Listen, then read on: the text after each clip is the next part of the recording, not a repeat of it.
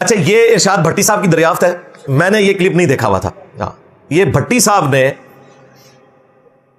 لائبہ حور سے متعلق کلپ دیکھا طارق جمیل صاحب کا, اور اس سے متعلق انہوں نے وہاں پر سوال کیا. اب وہ جو نقشہ انہوں نے کھینچا وہ میں تو نہیں کھینچ سکتا, وہ یا تو بھٹی صاحب کھینچ سکتے ہیں یا طارق جمیل صاحب.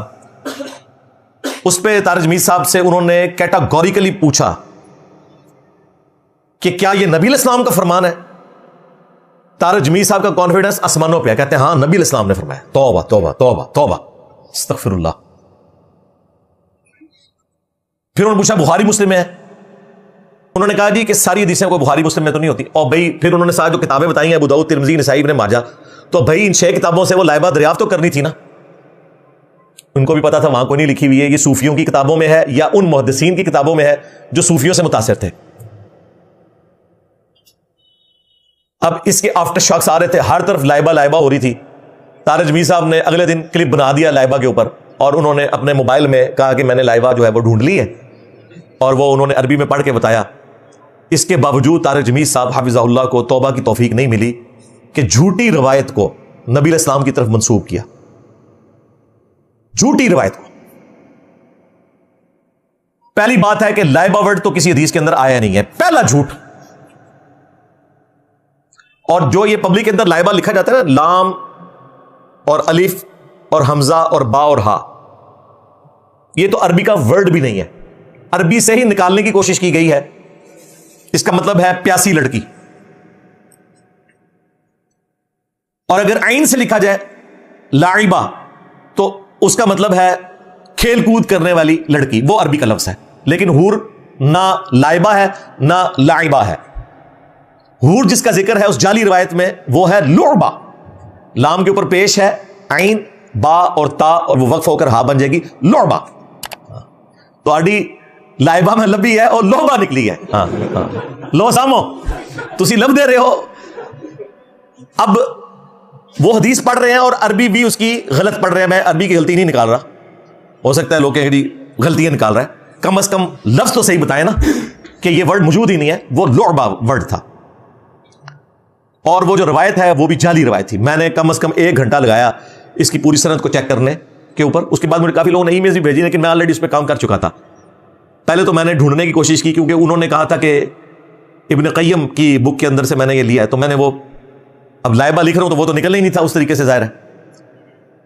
پھر طارق جمیل صاحب کی جب میں نے وہ عربی سنی تو میں نے اس کے الفاظ مکتبۃ الشاملہ میں ڈال کے وہ روایت نکالی, تو وہ 2 کتابوں میں نکلی. بیسیکلی وہ ایک ہی کتاب میں ہے, اسی سے ہی سب نے نقل کیا. امام ابن ابی دنیا المتوفا 281 ہجری, انہوں نے کتاب لکھی ہے صفت الجنہ, جنت کی صفات کے اوپر. اس میں یہ روایت لے کر آئے ہیں, اور انہی سے پھر نقل کی ہے ابن قیم نے المتوفا 751 ہجری.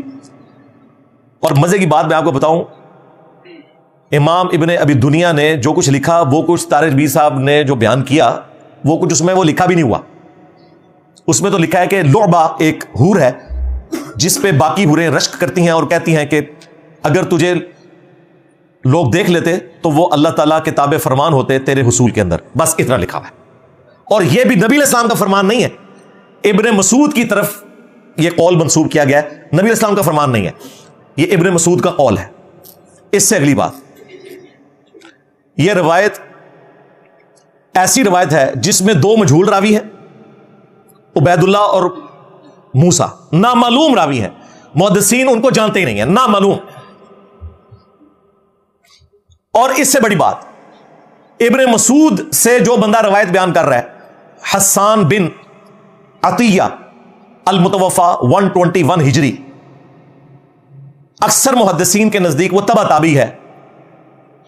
البتہ بعض نے اسے تابعی کہا, اور صرف ایک صحابی سے اس کی سماعت ہے, ابو امامہ باہلی سے, اور وہ بھی اس لیے کہ وہ 86 ہجری میں 106 سال کی عمر میں صحابی فوت ہوئے. وہ فوت کافی لیٹ ہوئے تھے تو ان کا زمانہ پایا ہے حسان نے. باقی حسان کی حدیثیں بخاری مسلم میں موجود ہیں, ابو داؤد ترمذی میں. یہ کبھی بھی کسی صحابی سے روایت نہیں کرتا, ہمیشہ بیچ میں کوئی بندہ ہوتا ہے کیونکہ اس کا زمانہ بعد کا ہے. اور ابن مسعود 33 ہجری میں فوت ہو گئے تھے حضرت عثمان کے دور میں, اس وقت حسان پیدا بھی نہیں ہوا تھا. لو سامو, منقطع روایت. इब्न मसूद तो 33 हिजरी में फौत हुए हैं ना, हजरत अबू हुरैरा 59 हिजरी में फौत हुए हैं, उनसे इतने बाद उनसे भी समा साबित नहीं है हसान का, उनसे भी समा एक ताबी के थ्रू होता है। उससे भी लेट फौत हुए इब्न अब्बास 63 हिजरी में, उनसे भी समा साबित नहीं है। उनसे भी लेट फौत हुए 74 हिजरी में अब्दुल्ला बिन उमर भी और अब्दुल्ला बिन अमर भी। उन दोनों से जो रवायतें ये रावी बयान करता है ना, वो ताबी के थ्रू करता है।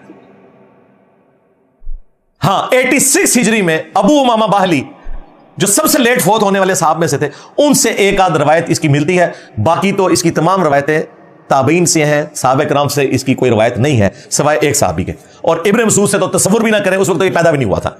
ये जाली रवायत, एक लोबा लब्बी, लोबा लब्बी, ओ भी लाइबा नहीं निकली ना लाइबा निकली, तो रवायत भी जाली निकली। अब जुल्म नहीं है, हम ये सारे हवाले लगाएंगे। इब्ने कय्यम की किताब उर्दू में ट्रांसलेट हो चुकी है, उर्दू तर्जमा भी लगा दूंगा।